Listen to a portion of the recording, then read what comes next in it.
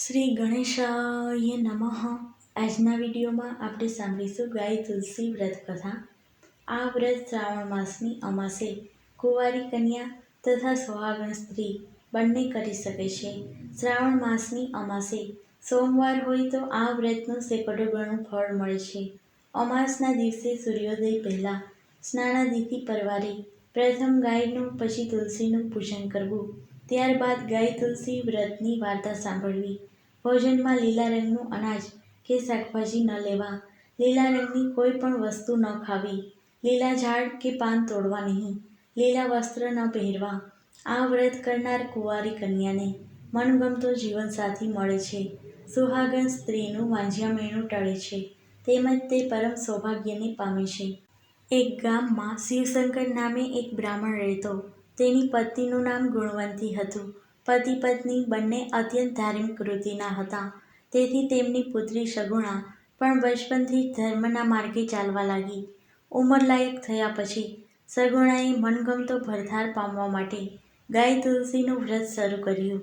પરંતુ વ્રત પૂર્ણ થાય એ પહેલાં જ સગુણા મૃત્યુ પામી. મૃત્યુ પામેલી સગુણા બીજા જન્મે એક કોળીના ઘેરે જન્મી. કોળીનું નામ જાદવ હતું. તેની પત્નીનું નામ કાશી હતું. નીચા વર્ણના અને ગરીબ હોવા છતાં કોળી દંપતી નીતિના માર્ગે ચાલનારા હતા. ગરીબના ઘેર રૂપના અંબાર જેવી કન્યાનો જન્મ થતાં સૌ કહેવા લાગ્યા કે આ તો કાદવમાં કમળ ખીલે એવી વાત થઈ. જાદવ અને કાશીએ પુત્રીનું નામ કમળા રાખ્યું. પૂર્વજન્મના ગાય તુલસી વ્રતના પ્રભાવે કમળાના રૂપમાં અલૌકિક તેજ હતું. જોનારની આંખો અંજાઈ જતી હતી. કમળા તો દિવસે બમણી અને રાત્રે 4 ગણી મોટી થવા લાગી. ચારે બાજુ તેના અપૂર્વ સૌંદર્યની ચર્ચા થવા લાગી. જેમ જેમ કમળા મોટી થતી ગઈ તેમ તેમ તેના મા બાપની ચિંતા વધવા લાગી. કોળી કૌમમાં કમળાને લાયક વર મળવો શક્ય ન હતું. જાદવ કાશી રાત દિવસ કમળાના હાથ પીડા કરવાની ચિંતા કરવા લાગ્યા. એક દિવસ નગરના રાજાની સવારી નીકળી. રાજાને જોવા કમળા પણ ઘરના ઉંબરે ઊભી રહી.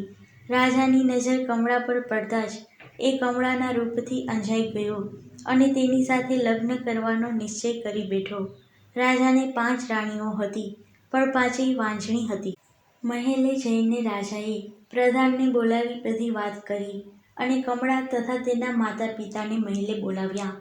બંને આવ્યા એટલે રાજાએ જાદવ પાસે કમળાના હાથની માંગણી કરી. પોતાની પુત્રી મહેલની રાણી બને એ વાતથી જાદવ ગદગદ થઈ ગયો. પણ કમળા જરા પણ વાત છુપાવ્યા વગર બોલી, હે રાજા, અમે તો નીચ વરણ, કોળીની જાત, વનવગડામાં શિકાર કરી ખાનાર, મારી સાથે લગ્ન કરવાનો વિચાર ન કરો. પણ કમળાના રૂપ યૌવનથી મોહિત થયેલો રાજા એકનો બે ન થયો. તેના લગ્ન લેવાયા. પૂર્વજન્મમાં કરેલા ગાય તુલસી વ્રતના પ્રભાવથી કમળા રાજાની રાણી બની અને રાજવૈભવ ભોગવવા લાગી. રાજાની 5ેય રાણીઓ કમળાના રૂપની ઈર્ષા કરતી હતી. કમળા રાજાને એટલી વહાલી હતી કે 5ેય રાણી સમસમીને રહી જતી. તેથી તેઓ કમળાને હેરાન કરવા અનેક નુક્સાઓ કરતી.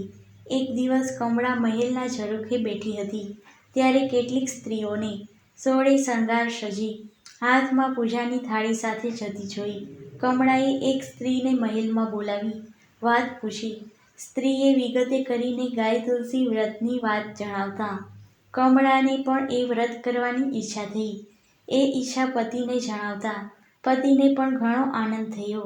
કમળાએ પણ પવિત્ર શ્રાવણ માસ આવતા અમાસના દિવસે ગાય તુલસી વ્રતનો આરંભ કર્યો.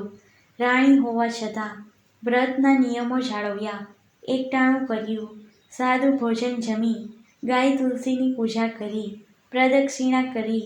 ગાયોને ઘાસ નાખ્યું. તુલસી ક્યારે અખંડ દીવો કર્યો. આ વ્રતના પ્રભાવે કમળાને સારા દિવસ દેખાયા. ત્યારે 5ેય રાણીઓની હૈયાની આગમાં ઘી હોમાયું. 7મા મહિને કમળાના પિતાને કંકોત્રી લખાઈ. દીકરીને સારા દિવસો દેખાયાની હોશમાં જાદવ થનગનતો આવ્યો તો 5ેય રાણીઓ એની હાંસી ઉડાડવા લાગી. પણ જાદવ મોટું મન રાખી બધું ગળી ગયો. રાજપુરોહિતે પૂજા કરાવી. પછી 4 રસ્તાની માટી, હનુમાનની બળી, લોઢાની ચૂક, કાળા ઊનનો દોરો અને કોરા વસ્ત્રનો ટુકડો એ પાંચેય વસ્તુ ભેગી કરી કમળાને રાખડી બાંધવામાં આવી. ખોળો ભરાયો. ખોળામાં લીલું શ્રીફળ, લીલા મગ અને સુકન તરીકે સોનાની 5 મહોર નાખી. પછી વાજતે ગાજતે કમળાને સુવાવડ માટે પિયર મોકલવામાં આવી. રાજાએ કહેવડાવ્યું કે કુંવર જન્મે તો ફૂલનો દડો મોકલજો અને કુંવરી જન્મે તો ફૂલની માળા મોકલજો. આ બાજુ પાંચેય રાણીઓએ ભયંકર યોજના ઘડી દાયણને 1000 સોનામહોર આપી કમળાને જે સંતાન જન્મે એનું જન્મતાં જ ગળું દાબી દેવા તૈયારી કરી. આ કાવતરાથી અજાણ કમળાએ પૂરા માસે દેવના ચક્કર જેવા દીકરાને જન્મ આપ્યો. દાયણ કુંવરનું ગળું દાબવા ગઈ, પરંતુ કુંવરનું રૂપ જોઈ એને દયા આવી ગઈ. એ કુંવરને મારી નાખવાને બદલે ઉકરડે ફેંકી આવી અને બિલાડીનું મરેલું બચ્ચું એની જગ્યાએ મૂકી દીધું. પછી મહેલે સમાચાર કહેવડાવ્યા કે કમળાએ બિલાડીનું મરેલું બચ્ચું જણ્યું છે. રાજાને ઘણો આઘાત લાગ્યો, પણ એને મન મનાવી લીધું. કમળા પણ આઘાતથી હેબતાઈ ગઈ હતી, પણ એની પ્રભુ પર અનંત શ્રદ્ધા હતી. 1.25 મહિને રાજા એને તેડી ગયો. હવે આ બાજુ કુંવરનું શું થયું એ જોઈએ. ઉકરડે પડેલા કુંવરનું એક ગાયે આખી રાત રક્ષણ કર્યું. સવારે એક વાંજણી સુધારણ ઉકરડે વાસીદું નાખવા આવી તો નવજાત બાળકને જોયું. ત્યાં એની નજર ગાય પર પડતા એ બોલી, હે ગાય માતા, આ પુત્ર કોનો? ગાયને વાચા ફૂટી, જે વહાલ કરે એનો. સુધારણ બોલી, હું એને વહાલ કરીશ તો તું લઈ જા. ગાય બોલી. સુધારણ હરખાતી કુંવરને ઘેર લઈ આવી. ઘણા જ હેતપૂર્વક કુંવરને ઉછેરવા લાગી. એનું નામ કિન્નર રાખવામાં આવ્યું. લાડકોડમાં ઉછરતો કિન્નર 5 વર્ષનો થયો એટલે સુથારે એને રમવા માટે લાકડાનો ઘોડો બનાવી આપ્યો.